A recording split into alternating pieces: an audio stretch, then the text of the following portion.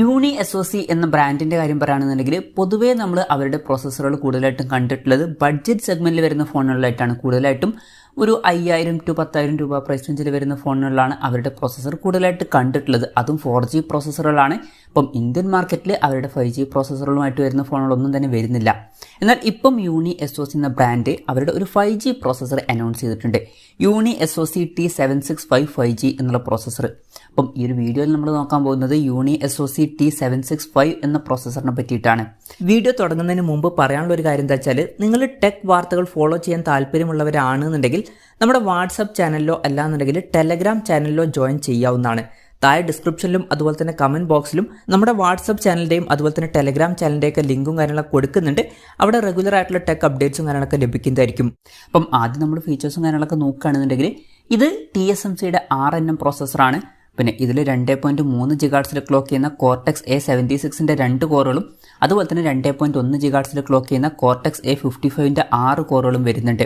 അതുപോലെ തന്നെ Mali G57 MC2 എന്നുള്ള GPU ആണ് വരുന്നത്. 850 MHz ആണ് ഇതിൻ്റെ ഫ്രീക്വൻസിയും കാര്യങ്ങളൊക്കെ വരുന്നത്. അപ്പോൾ GPU CPU ഒക്കെ നോക്കുകയാണെന്നുണ്ടെങ്കിൽ മിഡ് റേഞ്ച് അതുപോലെ തന്നെ ലോവർ മിഡ് റേഞ്ച് സെഗ്മെന്റിൽ വരുന്ന ഫോണുകൾക്കൊക്കെ പറ്റിയിട്ടുള്ള GPU CPU ആണ് എന്നൊക്കെ പറയാവുന്നതാണ്. പിന്നെ ഇതിൽ 2133 MHz വരെ ക്ലോക്ക് ചെയ്യുന്ന LPDDR4Xൻ്റെ RAM സപ്പോർട്ട് ചെയ്യുന്നതായിരിക്കും. പിന്നെ eMMC 5.1 storage type, UFS 2.2 storage type, അതുപോലെ തന്നെ UFS 3.1 സ്റ്റോറേജ് ടൈപ്പും സപ്പോർട്ട് ചെയ്യുന്നതായിരിക്കും.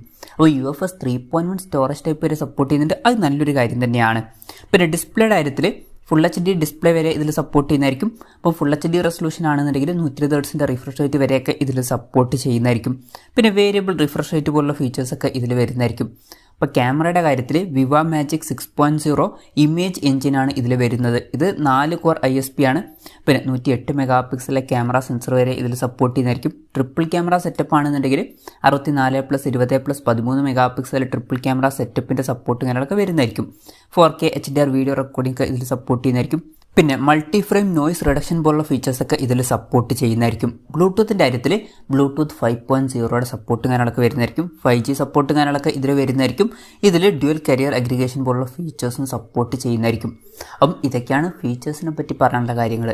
ഇനി ഏതൊക്കെ ഫോണുകളിലായിരിക്കും ഈ ഒരു പ്രോസസ്സർ ആദ്യം വരിക എന്ന് വെച്ചാൽ അതിനെ പറ്റിയിട്ടുള്ള ന്യൂസുകളൊന്നും ഇപ്പം പുറത്ത് വന്നിട്ടില്ല. എന്നാലും ചില ബ്രാൻഡുകളൊക്കെ ഈ ഒരു പ്രോസസ്സർ ഉപയോഗിച്ചേക്കാം എന്നാണ് നമ്മൾ പ്രതീക്ഷിക്കുന്നത്. പിന്നെ ഏത് പ്രൈസ് റേഞ്ചിൽ വരുന്ന ഫോണുകളിലായിരിക്കും ഈ ഒരു പ്രോസസ്സർ കൂടുതൽ കാണുക എന്ന് വെച്ചാൽ ഇപ്പോൾ നമ്മുടെ എക്സ്പെക്ടേഷൻ പറയുകയാണെന്നുണ്ടെങ്കിൽ ഒരു 10,000 to 18,000 രൂപ പ്രൈസ് റേഞ്ചിൽ വരുന്ന ഫോണുകളിലൊക്കെ ഈ ഒരു പ്രോസസ്സർ കണ്ടേക്കാം. കൺഫർമേഷൻസ് ഒന്നുമില്ല, ജസ്റ്റ് നമ്മുടെ എക്സ്പെക്ടേഷൻ പറഞ്ഞു എന്നേ ഉള്ളൂ. എന്തായാലും യൂണി SoCയുടെ T765 എന്ന പുതിയൊരു പ്രോസസ്സർ ഇപ്പം അനൗൺസ് ചെയ്തിട്ടുണ്ട്.